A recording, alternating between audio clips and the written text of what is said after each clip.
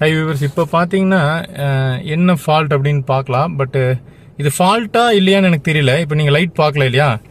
இப்போ நான் என்ன பண்ணுறேன்னா, நார்மல் லைட்டு ஹெட்லைட் ஆன் ஆகிடுக்கு, ஹை இல்லை லோ பீம் தான். இந்த பவர் விண்டோஸ் இருக்க பட்டனை வந்து லைட்டாக மேலே ஏற்றுறேன். டிம்மா அது தெரியுதுங்களா? இந்த மாதிரி டிம்மாது.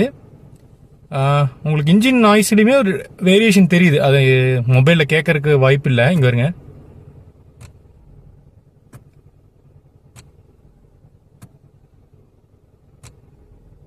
அந்த ரிதத்துலேயுமே ஒரு டிஃப்ரெண்ட் சவுண்டு கேட்குது.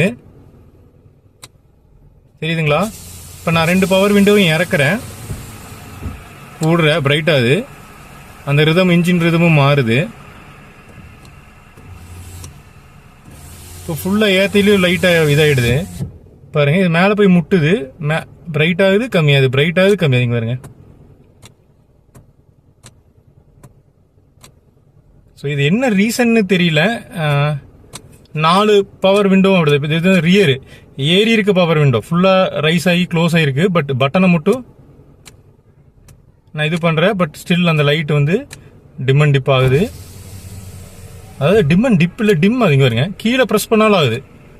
இப்போ விண்டோ ஃபுல்லாக பின்னாடி முன்னாடியும் கீழே ஃபுல்லாக டவுன் பண்ணுறேன். டவுன் பண்ணிவிட்டு இப்போ மறுபடியும் அமுத்துனா கீழே பாருங்க. கீழே அமுத்தினாலும் பாருங்க,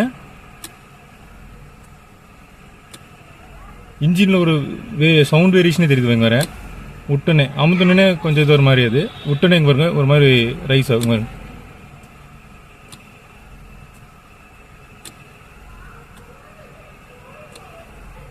ஏன் அந்த இன்ஜின்லேயும் நாய்ஸ் கொஞ்சம் டிஃப்ரெண்ட் ஆகுது.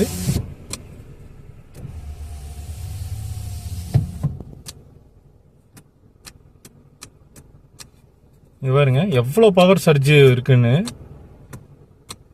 இப்போ ஹை போடுறோம், ஹை போட்டு அதே மாதிரி பண்ணுறோம் பாருங்க. ஹையே கிட்டத்தட்ட டிம் ஆன மாதிரி ஆகுதுங்க. ஹை இங்கே பாருங்க. இது பவர் விண்டோக்கு மட்டும் தான் எனக்கு இப்போதைக்கு ஆகுது. ஏசி ஆன் பண்ணி பார்க்கலாம், அதுக்கும் அதான் தெரியல.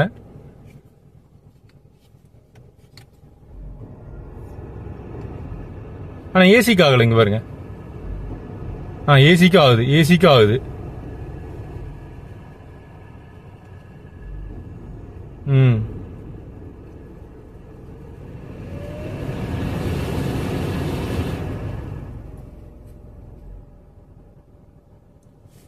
அதே மாதிரி சன்ரூஃப் ஓபன் பண்ணி பார்க்கலாம்.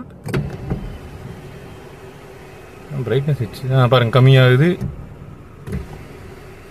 பாருங்க இப்போ